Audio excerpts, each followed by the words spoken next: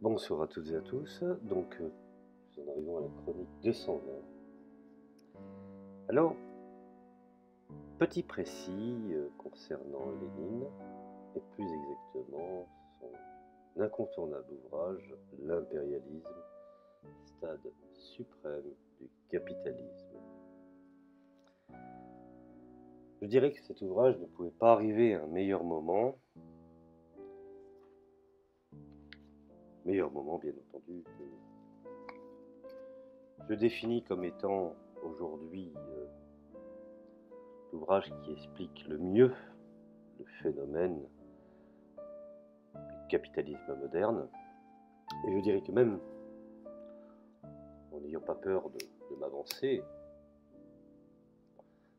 que toutes les prédictions de Lénine concernant la concentration du capital, la suprématie des banques et le capital financier, voire même les rivalités croissantes entre les États-nations, sans oublier l'inévitabilité de la guerre engendrée par les contradictions de l'impérialisme, ont été, somme toute, confirmées par l'histoire ces 100 dernières années.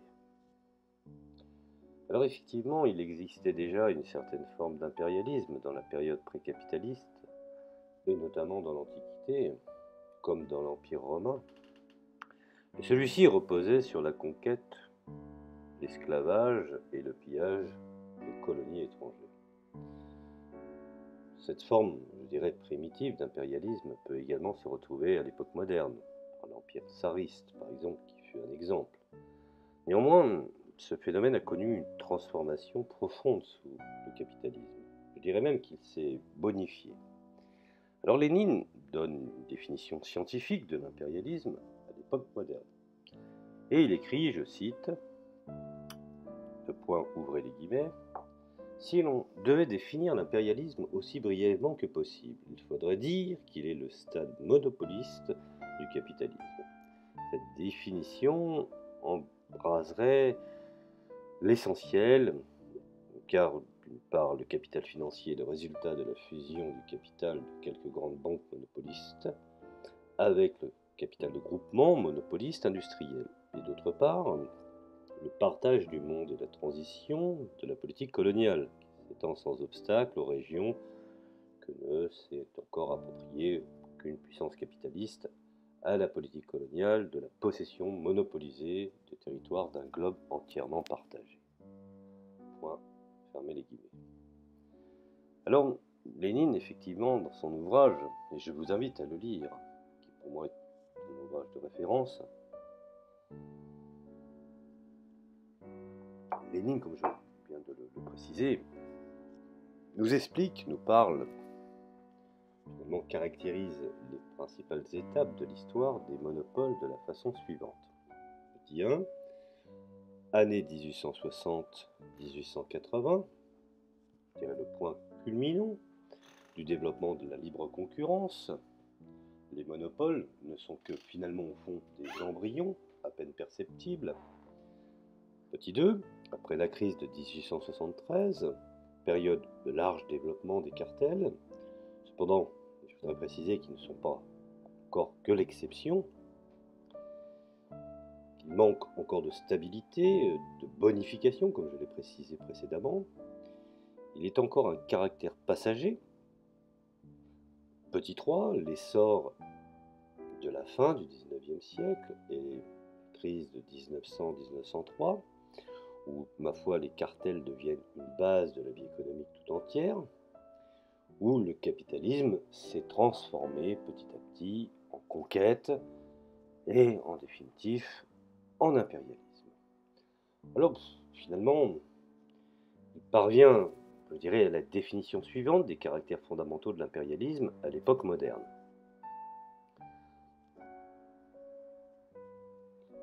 Il définit également, je dirais, la concentration de la production et du capital parvenue à un degré de développement si élevé, crée des monopoles dont le rôle est décisif dans la vie économique. L'exportation des capitaux, à la différence de l'exportation des marchandises, prend une importance toute particulière.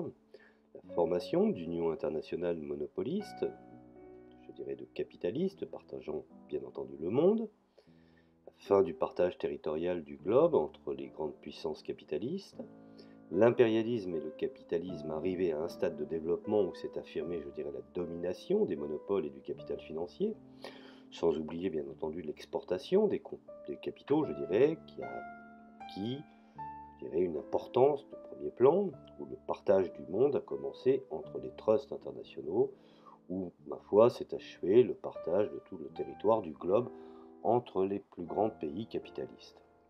Alors, parlons un petit peu de la concentration du capital, pour bien savoir de quoi parlons-nous. Dans les pages, je vous renvoie dans les pages du manifeste communiste de Marx et de Engels, ils avaient bien entendu expliqué que la libre concurrence mène inévitablement au monopole et à la concentration du capital entre les mains d'un petit nombre de grandes entreprises. Les choses ont vraiment évolué dans ce sens aujourd'hui, on peut le constater. Alors cette prévision, parce qu'on peut parler de prévision, et personne ne peut aujourd'hui contredire cette analyse. Et cette prévision, je dirais brillante, a été énoncée à un moment où le capitalisme s'était développé de manière importante. En Angleterre seulement, il n'y avait pas encore des grandes entreprises. En France, jusqu'au début du XXe siècle, la grande majorité des usines étaient des petites entreprises qui employaient un petit nombre de travailleurs. Aujourd'hui, les choses ont complètement évolué, puisque même les entreprises mondialisées détruisent les PME et les petites entreprises, sans parler bien entendu de la crise sanitaire qui permet la destruction de tous les petits commerces. Vous voyez que Marx, finalement, et Engels étaient assez visionnaires. Alors, aucun autre aspect de la théorie de Marx n'a subi d'attaque plus dure de la part des économistes bourgeois que sa prévision du fait que la libre entreprise aboutisse inévitablement au capitalisme monopoliste. On le voit aujourd'hui par les GAFAM, par exemple. Pendant des décennies, je dirais, effectivement, les économistes ont nié cette affirmation, expliquant que la tendance principale du capitalisme moderne était de promouvoir le développement des petites et moyennes entreprises. Ce qui aujourd'hui est absolument faux, puisqu'on le voit dans la réalité. Il suffit de regarder autour de nous, ne serait-ce que déjà à notre échelle, nombre de petits commerces, à savoir libre-service, cafés, bars, restaurants, sont en train de mettre la clé sous la porte.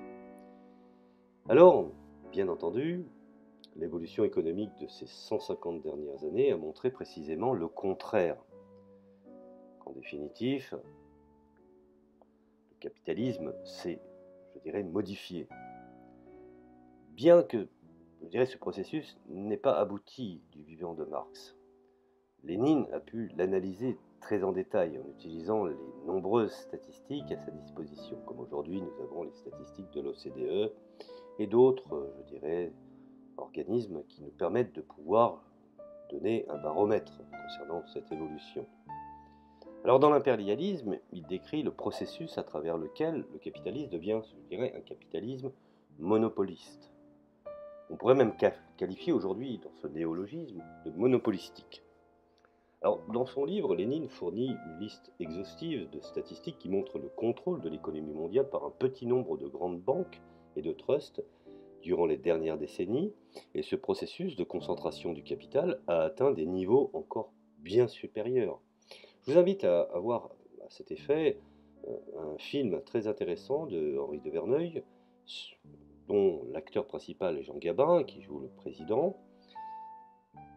Et ce film illustre bien déjà je dirais, l'arrimage ou même la précursion de tous ces manias de l'industrie qui, à l'époque, parlaient d'Europe. C'est un film qui, pour moi, est une référence. Bien que ce film ait été fait dans les années 60. Alors pour en revenir effectivement à Lénine, je vous envoie également sur les listes de Forbes Global 2000, qui est un classement des plus grandes entreprises mondiales cotées en bourse, et elles seules, ces 2000 entreprises, emploient 87 millions de personnes, possèdent 159 milliards de dollars d'actifs et génèrent 38 000 milliards de dollars de revenus annuels, soit environ 51% du PIB mondial.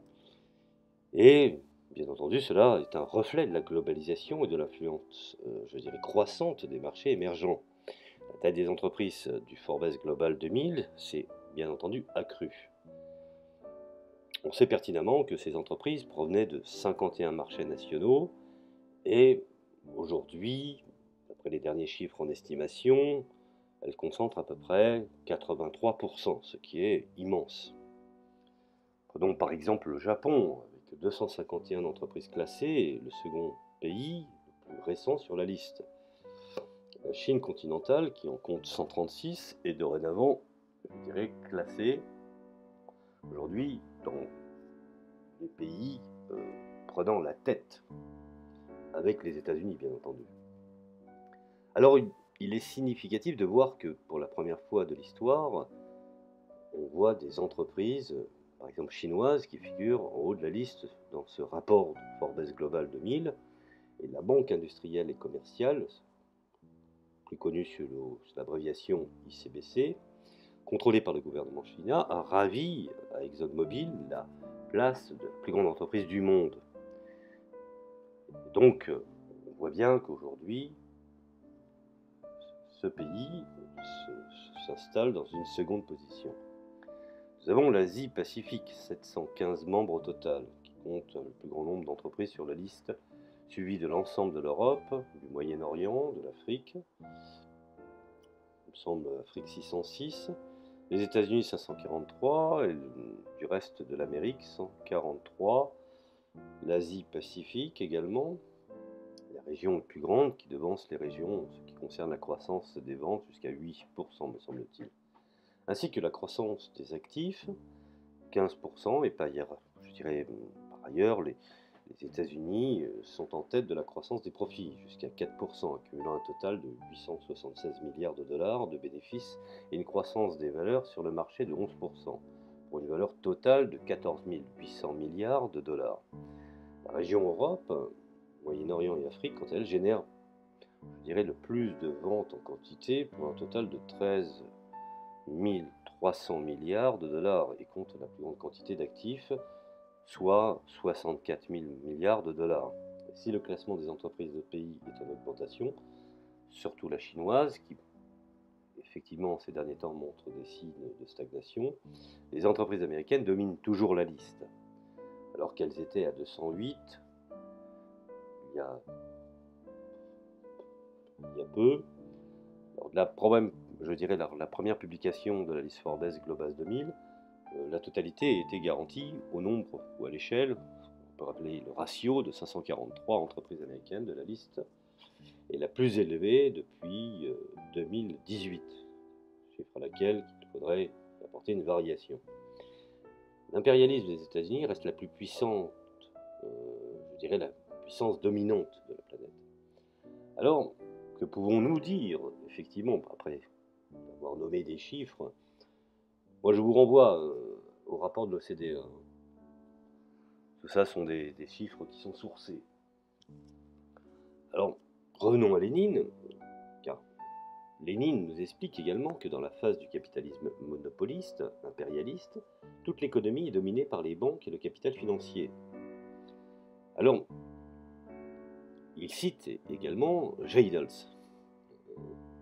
et il écrit, je cite, ouvrez les guillemets, les relations des entreprises industrielles avec leur nouvel objet, leur nouvelle forme, leurs nouveaux organismes, c'est-à-dire les grandes banques, présentant une organisation à la fois centralisée et décentralisée, ne sont guère antérieures en tant que phénomène caractéristique de l'économie nationale aux années 1890. On peut même, en un sens, se faire remonter ce point de départ à l'année 1897, avec ces grandes fusions d'entreprises qui introduisent pour la première fois la nouvelle forme d'organisation décentralisée pour des raisons politiques industrielles des banques. Et là, on peut même le faire remonter à une date encore plus récente, car c'est seulement la crise de 1900 qui a énormément accéléré le processus de concentration, tant que l'industrie, que dans la banque, en a assuré le triomphe définitif et qui a fait pour la première fois cette liaison avec l'industrie, le véritable monopole des grandes banques qui a rendu ce rapport notamment plus étroit et plus intensif. Alors, bien entendu, si le XXe siècle marque le tournant où l'ancien capitalisme fait place au nouveau, la domination du capital financier se substitue à la domination du capital général. Point, fermez les guillemets. Vous voyez que cette phrase est extrêmement, je dirais, visionnaire. Alors, comme ces mots semblent pertinents au regard de la situation actuelle, aujourd'hui, un siècle après Lénine, qui décrit l'impérialisme, la domination des banques, du capital financier, aujourd'hui des GAFAM, des centres d'activité financiers des hautes technologies, et 100 fois ce qu'elle était à l'époque où il écrivait ces lignes.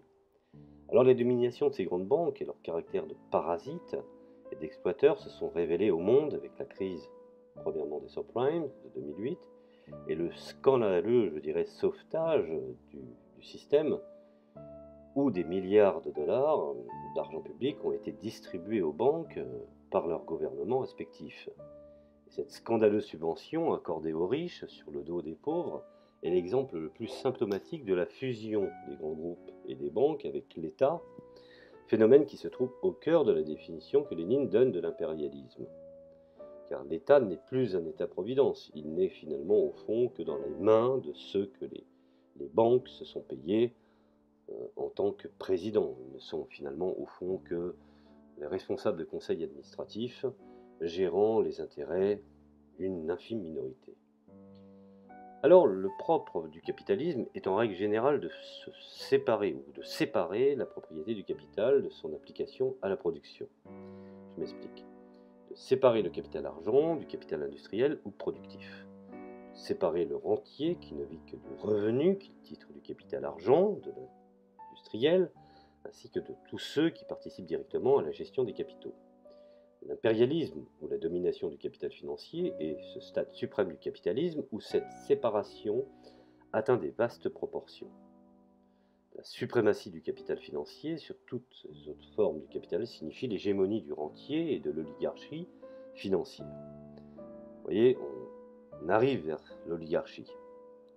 Finalement, au fond, ce qui qualifiait une bourgeoisie nationale, certains se sont mondialisés, sont devenus des cosmopolites de la finance et finalement aujourd'hui sont qualifiés d'oligarchie. Alors elle signifie bien entendu une situation privilégiée pour un petit nombre d'États financièrement puissants par rapport à tous les autres, en leur imposant une certaine forme de diktat. Alors ce que écrivait Lénine dans l'impérialisme, quelle est la situation aujourd'hui ? Prenons par exemple la liste de Forbes Global, plus grandes entreprises, où les banques et les autres institutions financières représentaient un plus grand nombre d'entreprises, soit 469. Venaient ensuite les trois domaines suivants, le pétrole, le gaz, les matériaux et les assurances. On dit que l'économie mondiale se contracte, mais les banques, qui sont les véritables maîtres de l'économie mondiale, ne sont pas concernées, car la crise financière de 2008, qui a commencé dans le secteur bancaire, a au départ mis un frein à l'enrichissement croissant et au pouvoir des plus grandes banques du monde, qui possèdent aujourd'hui des actifs cumulés, ce qui a eu pour conséquence la fin de Lehman Brothers, mais qui a permis effectivement à la Goldman Sachs ou à la JP Morgan de s'enrichir. Alors, bien entendu, ceux qui possèdent aujourd'hui des actifs cumulés d'environ par exemple 25 500 milliards de dollars, 5 ans après avoir été secouru par le gouvernement fédéral, le système bancaire des États-Unis génère des profits records. Prenons par exemple, comme je viens de la citer, la JP Morgan, la plus grande banque du pays, a gagné 24,4 milliards de dollars de revenus nets. Toutefois, 77% de ces revenus, comme les autres banques, proviennent des aides gouvernementales, donc de l'argent public. Ces faits mettent à bas le mythe de la libre concurrence. C'est en fait le marché des avoirs publics qui ont permis à la libre concurrence de pouvoir continuer. Donc, ceux qui sont aujourd'hui les prophètes de malheur faisant l'apologie du du capitalisme, ou de l'ultracapitalisme et de l'ultralibéralisme, ont oublié de mettre qu'ils ont été sauvés généralement par l'argent des services publics. L'argent dont la structure du service public considère qu'ils sont socialistes et qui sont à abattre. Alors, les grandes banques sont étroitement liées à l'État et ne survivent pas un jour de plus dans ces injonctions massives d'argent public. Et les banquiers se sont vus distribuer des grandes quantités d'argent volées dans la poche des contribuables.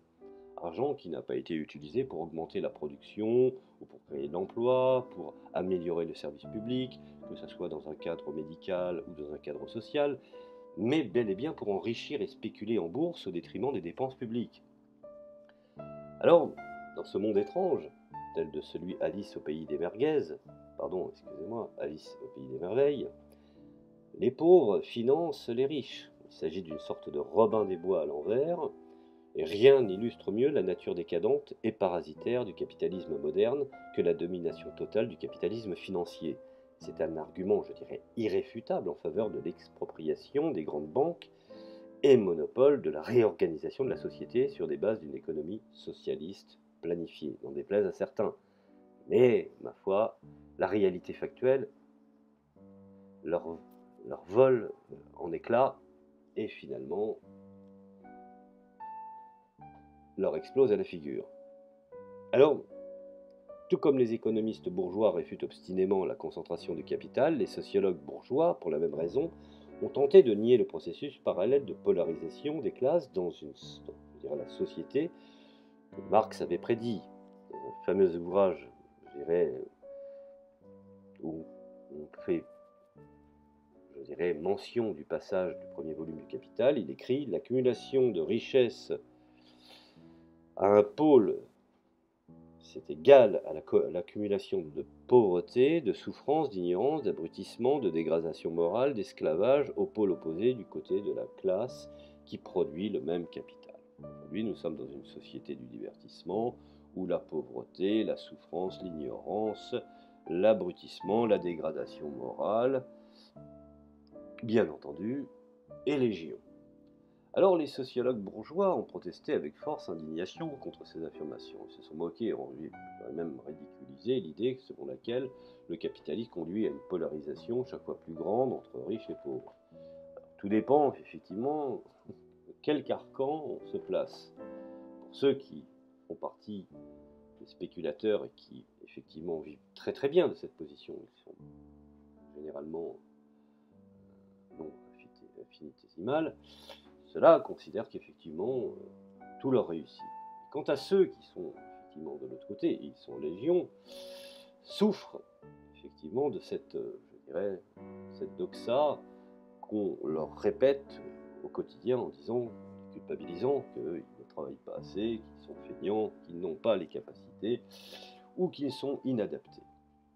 Alors, bien entendu, ces sociologues bourgeois, ou même ces penseurs de la bourgeoisie, ont écrit des livres remplis de statistiques qui tentaient de démontrer le fait que la classe ouvrière avait disparu au nom du crédit, au nom de l'individualisme, et que nous faisons tous partie maintenant d'une classe moyenne, la blague.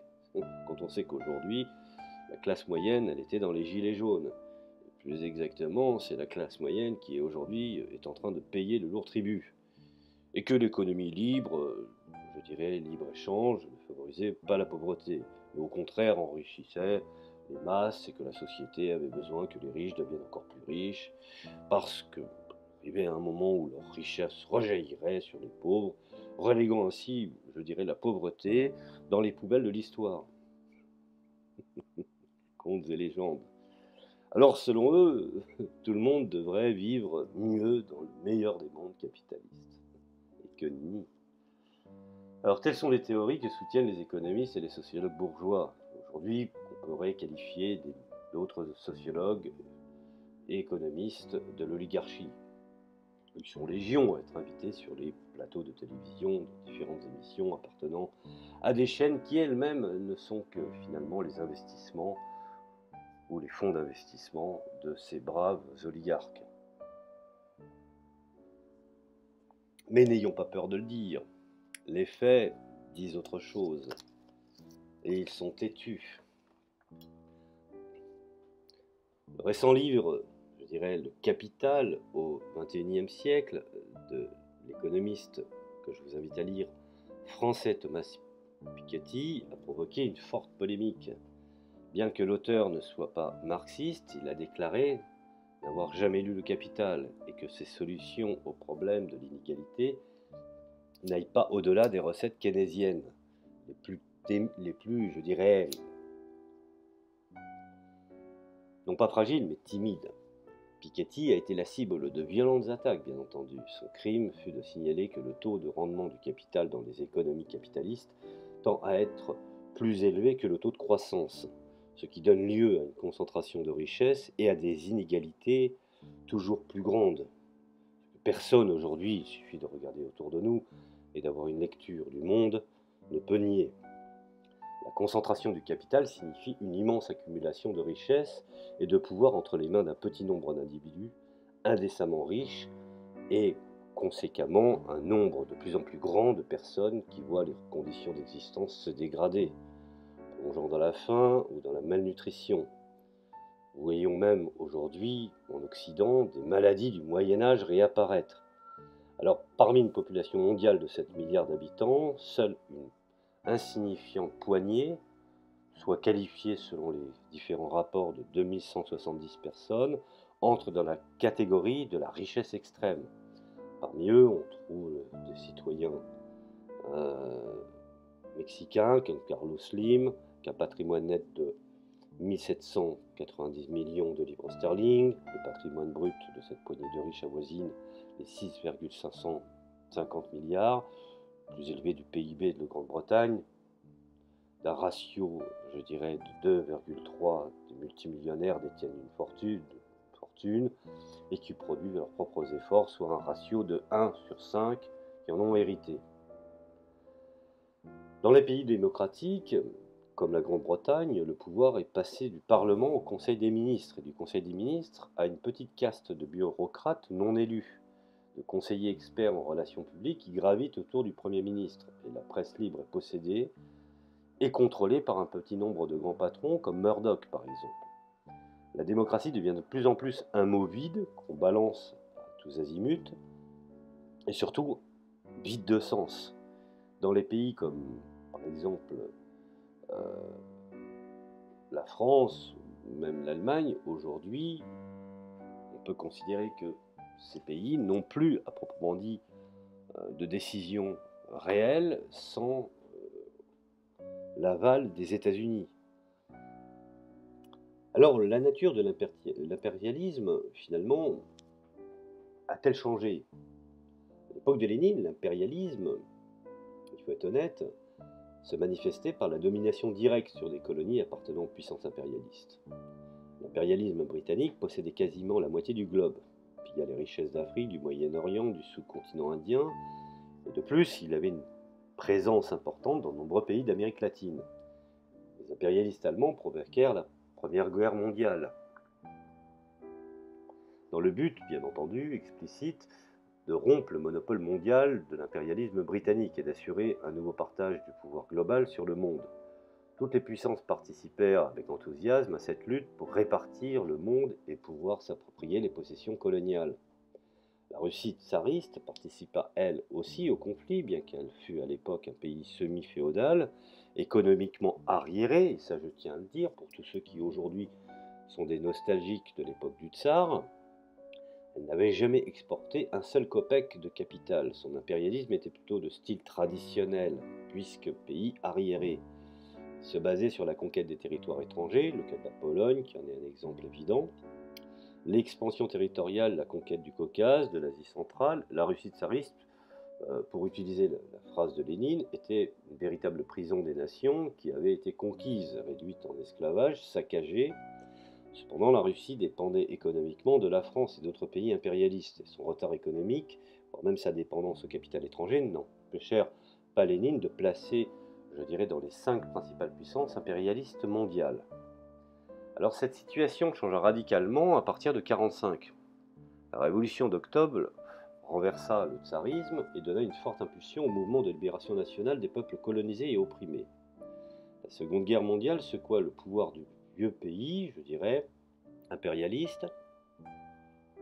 La Grande-Bretagne et la France sortirent affaiblies de la guerre, alors que les États-Unis, je dirais, tenaient la puissance de référence, avec l'URSS de l'autre côté, et dont le conflit se jouait entre maintien de dictature oligarchique et multiplication des révolutions nationales, ou révolution dite révolution de libération, qui fut effectivement un des moments les plus importants de l'histoire.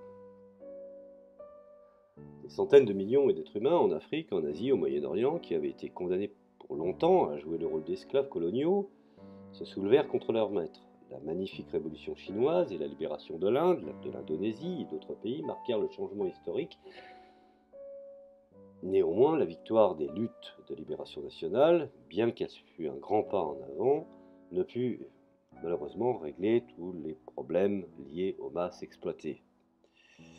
Et je dirais même que la conversion de certains gouvernements au capitalisme a aggravé la situation des peuples. Il suffit de regarder aujourd'hui dans les pays du tiers-monde, soit c'est la religion, soit c'est la fuite.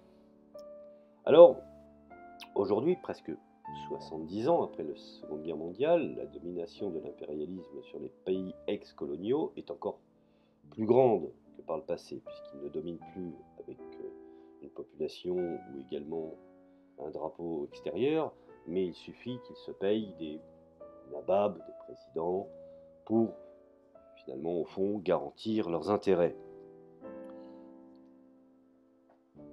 C'est ce que je vais peut-être un peu détailler pour que vous puissiez comprendre.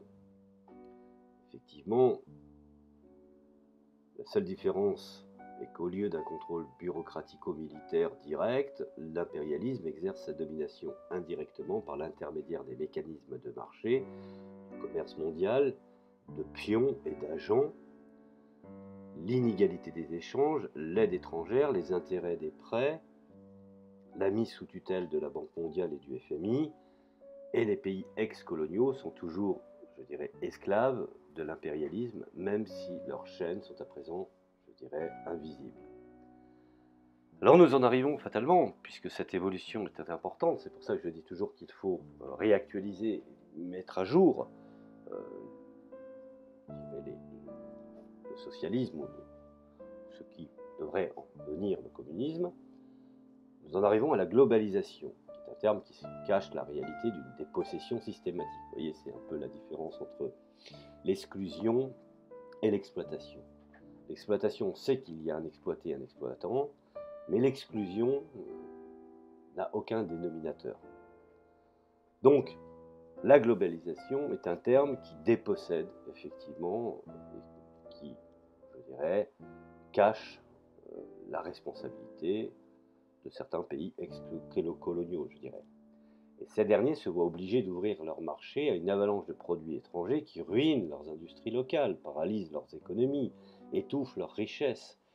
Des entreprises transnationales géantes ouvrent des usines au Bangladesh, en Indonésie, au Vietnam, où les travailleurs sont soumis à une exploitation des plus brutales, dans des conditions dignes de l'esclavage, avec des salaires de misère pour fabriquer des jeans, des tennis.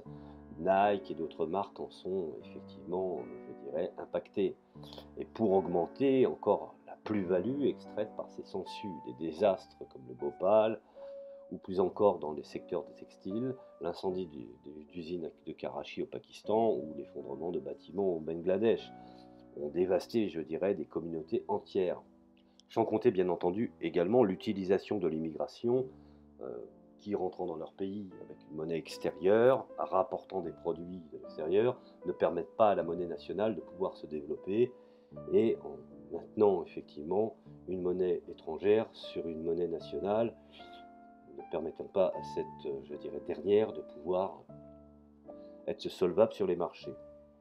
Alors les patrons des compagnies occidentales versent des larmes de crocodile, alors qu'ils continuent bien entendu à se remplir leurs poches du fruit et du sang, sans oublier des larmes et de la sueur de millions d'esclaves coloniaux. Les pays en voie de développement sont écrasés par les politiques commerciales, comme je l'ai précisé un peu précédemment, et l'endettement promu par le FMI, la Banque mondiale, les organisations mondiales du commerce comme l'OMC. Les pays en voie de développement dépensent actuellement 1,3 milliard en paiement de la dette pour chaque dollar qu'ils reçoivent en prêt. Le Nigeria a demandé un prêt d'environ, semble-t-il, de 5 milliards de dollars, a payé 16 milliards dans le même temps et en doit encore 28 milliards. Faites le calcul et vous allez comprendre. Le poids de la dette est tel qu'il laisse les pays les plus pauvres sans rien dépenser pour les nécessités les plus basiques comme la santé, l'éducation, les infrastructures. Pour prendre un seul exemple, en 2015, la Zambie a dépensé 40% de son prêt pour payer la dette extérieure et seulement 7% pour des services de base comme les vaccins pour les enfants. La situation au Pakistan est encore pire. Tous les pays sous-développés sont exploités, dépossédés, opprimés par l'impérialisme. Je voudrais dire en précision que ces pays n'ont pas de scrupules pour utiliser effectivement des prélats religieux afin de maintenir ces individus dans l'acceptation. Alors l'histoire a connu de nombreuses formes d'esclavage, et l'esclavage économique, qui en est effectivement la plus récente. Elle n'est pas aussi évidente que la captivité, mais reste cependant de l'esclavage, à travers lequel des nations entières sont opprimées et saccagées. Chaque jour de l'année, on sait pertinemment, 128 millions de dollars sont transférés des pays les plus pauvres aux pays les plus riches par le paiement de leurs dettes. 53 millions provenaient d'Asie orientale et du Pacifique, 38 millions du sud de l'Asie et 23 millions d'Afrique. Les vies de millions de personnes se voient écrasées par l'esclavagisme de la dette collective, notre forme moderne de l'esclavage. La Bible nous dit que les Cananéens avaient pour habitude de sacrifier des enfants à Moloch, mais comme conséquence de l'esclavage à la dette, 7 millions d'enfants sont sacrifiés chaque année sur l'autel du capital, ce qui réduit le vieux Moloch à l'insignifiance. Alors oui, effectivement, c'est un meurtre sous silence. Alors, on sait qu'effectivement, sans rentrer dans les chiffres les plus... Ouais, la liste serait longue et fastidieuse, mais on oublie effectivement que l'impérialisme a aussi un modus operandi. Le modus operandi, c'est la guerre. Et n'ayons pas peur de le dire, ils sont dans une guerre économique. Pas conscience, mais la division du monde entre grandes entreprises, ou je dirais de grandes entreprises puissantes de l'impérialisme rival, dont parlait Lénine, fut totale à la fin du XIXe siècle, à la suite de quoi se posa la question de la redivision du monde. Une question qui ne pouvait se résoudre que par un moyen que j'ai invoqué, c'est la guerre. Alors au cours du dernier siècle, il y a eu 2 guerres mondiales. La seconde d'entre elles causa la mort de 55 millions de personnes et démontra la possibilité non négligeable de l'autodestruction de la civilisation humaine. Je vous renvoie à un ouvrage intéressant, qui n'est pas un ouvrage marxiste, mais d'un spécialiste. C'est l'ouvrage en 2 volumes de Emmanuel Bodlomeni sur la responsabilité des dynasties financières de l'entre-deux-guerres. Vous verrez comment des gens qui ont pu d'un côté soutenir l'effort de guerre, soutenir les belligérants, qu'ils soient du côté du nazisme ou du côté des forces de libération, comment ces gens ont su également profiter de la reconstruction. Alors, pour revenir là-dessus, on peut considérer que, effectivement, cela a mis en évidence de manière éloquente que le système capitaliste avait cessé de jouer un rôle progressif et s'était, je dirais, converti en un monstrueux obstacle au progrès humain. L'énorme développement des forces productives se trouva bloqué face à 2 barrières fondamentales, la propriété privée des moyens de production et, bien entendu, la privatisation de l'État national. Et ce sont les principales causes des guerres de la période historique actuelle. Le déclenchement périodique des guerres, qui en général semble une vague de folie collective, inexpliquée, est en réalité l'expression des tensions qui naissent dans la société de classe et qui peuvent atteindre des points critiques. Quant à la contradiction, elles ne peuvent être résolues que par des moyens violents. Bien avant Lénine, Clausewitz expliqua que la guerre est la continuité, voire même la continuation de la politique par d'autres moyens. Dans le manifeste du Parti communiste, Marx et Engels démontrent que le capitalisme, qui surgit pour la première fois sous, la forme d'un État-nation privatisé, crée inévitablement un marché mondial. La domination écrasante du marché mondial est de fait la caractéristique la plus marquante de l'époque dans laquelle nous vivons. Aucun pays, aussi important et grand et puissant soit-il, ne peut échapper à l'attraction du marché mondial.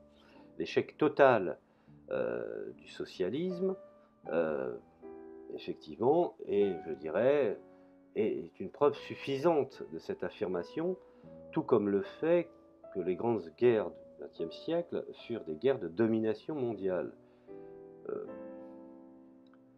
capitalisme de l'État-nation privatif, qui durant un temps furent une source de progrès, se sont transformés en un obstacle, colossal et un frein au développement harmonieux de la production. Cette contradiction s'est exprimée à travers les guerres de 1914 à 1918 et de 1939 à 1945, ainsi que la crise de la période de l'entre-deux-guerres. Au cours de la Première Guerre mondiale, les impérialistes britanniques luttaient dans le cadre d'une guerre défensive, c'est-à-dire d'une guerre pour défendre leur position, privilégiée de voleurs impérialistes, les plus importants du monde. Je vous renvoie aux ouvrages de Antonio Gramsci là-dessus, sur la guerre des rangs, c'est assez intéressant, ou la guerre des positions. Et, bien entendu, ce qu'on peut pas qualifier autrement de voleurs impérialistes, qui ont maintenant des millions d'Indiens et d'Africains sous le régime de l'esclavage colonial, les mêmes calculs cyniques peuvent se retrouver dans le cas de chacune des nations belligérantes, de la plus grande à la plus petite. Souvenez, je vous invite également à vous souvenir un petit peu du discours important et incontournable de Thomas Sankara sur l'Afrique et l'Occident, en disant que l'Occident exploite l'Afrique, mais bien trop exploitera ses propres citoyens. Nous en sommes aujourd'hui dans une réalité. Alors, une des principales raisons de l'essor économique qui en suivi fut le développement, du commerce mondial, l'intensification de la division internationale du travail, phénomène qui culmina, dans ce qu'on pourrait appeler la globalisation. Les ex-marxistes, comme Eric Hobsbawm, croyaient que la globalisation mettrait fin au conflit national. Le révisionniste, Karl Kautsky, disait plus ou moins la même chose un siècle plus tôt. C'est ce qui, en sens, fut une erreur. La Première Guerre mondiale avait démontré ce en quoi cette théorie était fausse. L'état actuel de notre monde montre la stupidité du néo-révisionnisme. Loin d'avoir disparu, les contradictions nationales s'aggravent de jour en jour. Malgré tous les beaux discours du libre-échange, de la libéralisation, il y a toujours une lutte féroce pour les marchés entre les principales nations capitalistes. Ce n'est pas la gauche du capital, le Parti socialiste en France, qui aujourd'hui, on pourrait plutôt qualifier de libéralisme libertaire, théorie, ont montré qu'ils étaient dans l'erreur, puisque aujourd'hui ils s'assument en tant que libéraux et ne remettent absolument pas en cause les règles et les lois du marché. Alors il y a une tendance nette à la division du monde en blocs commerciaux dominés respectivement par les États-Unis, l'Allemagne et le Japon. Chacun tente jalousement de protéger ses propres marchés et ses sphères d'influence, tout en, en exigeant un des plus grands accès à ceux de ses rivaux. Les tensions entre les États-Unis et la Chine dans le Pacifique ne cessent de s'accroître. Durant les premières années du XXIe siècle, des milliers de personnes continuent à être sacrifiées chaque jour sur l'autel des guerres. Au moins 5 millions de personnes sont mortes au Congo. On a tendance à l'oublier. L'analyse de Lénine, qu'on retrouve notamment dans le classique L'impérialisme, phase suprême du capitalisme, fait preuve d'une profondeur telle qu'elle est aujourd'hui, tout aussi moderne et remarquable que le jour où elle fut écrite. L'Union européenne doit sa création à la volonté de dépasser cette limite, et les différents marchés nationaux de Grande-Bretagne, de France, d'Allemagne et d'autres pays étaient trop petits pour les monopoles géants. Et les grands monopoles étaient pressés de pouvoir s'approprier sans restriction un marché régional représentant des centaines de millions afin d'avoir une place de choix dans le marché mondial. Alors, dans un contexte de reprise économique, les capitalistes européens eurent un grand succès, la mise en place de cette union douanière idéalisée où les tarifs douaniers entre pays du marché commun furent abolis et où s'établirent des tarifs identiques pour les échanges avec le reste du monde, afin de développer et de stimuler le commerce mondial. Mais à présent, tous les aspects positifs de ces avancées sont devenus des handicaps. La formation de blocs commerciaux au niveau régional et les accords commerciaux bilatéraux, loin d'être, je dirais, des exemples de la libre-échange, sont une menace potentielle pour la globalisation, loin d'être une avancée en direction du libre-échange. L'Union européenne est d'une part un bloc, je dirais, commercial régional dirigé par aujourd'hui les États-Unis, et d'autre part une alliance de puissances impérialistes dédiée à l'exploitation collective du tiers-monde. Alors, bien entendu, je vous appelle effectivement à une sorte de réflexion, puisque nous en arrivons effectivement à cette analyse du premier terme, après la Pax Romana, la paix romaine, nous en arrivons à la Pax Americana, je dirais la paix américaine, présupposée stabilité. Je préfère le mot stabilité que le mot paix. Car quand on parle de paix, on parle de justice. Puis quand on parle effectivement de stabilité, on n'a pas besoin de mentionner la justice. Hein. Les mots, les mots. Alors il y a presque une petite décennie où George Bush père, alors président des États-Unis, faisait son fameux discours sur le New Order, rappelez-vous, sur le nouvel ordre mondial, repris également par le comte de Mamamouchi de Thrace, alias talonnette Nicolas Sarkozy. Alors le président de l'État le plus puissant du monde promettait un monde sans guerre, ni dictature, et bien sûr un monde sous le contrôle ferme d'un seul, omnipotent gendarme, les États-Unis, en cette année de l'époque où ce discours était utilisé par intéressés, l'année de 91, où se préparait le lancement de la première guerre du Golfe. Alors après, je dirais, la chute de l'Union soviétique, l'impérialisme américain pensait réellement que le monde serait fermement sous son contrôle et qu'il pouvait dicter le destin de tous les pays. Tous les conflits de la planète seraient résolus via le dialogue dans une sorte de Pax Americana. À présent, tous ces rêves ne sont plus que cendres, et je dirais les guerres se succèdent les unes après les autres, et rappelons-nous les mots de l'historien romain Tacite, leurs ravages ont fait un désert, et ils appellent ça la paix. Voilà, je ne vais pas aller plus loin, je pourrais continuer pendant plusieurs heures, et ce n'est pas l'intérêt, mais je vous invite effectivement à relire ce livre intéressant de Vladimir Ilitch Lénine. Souvent les gens le critiquent sans avoir lu ses œuvres. Je vous invite à lire, bien entendu pas les 47 ouvrages, mais au moins les livres les plus importants, L'État et la Révolution, L'impérialisme, stade suprême du capitalisme, qui au fond, son analyse n'a pas pris une ride. Voilà, je vous dis un grand merci pour m'avoir écouté, et je vous dis à la prochaine chronique.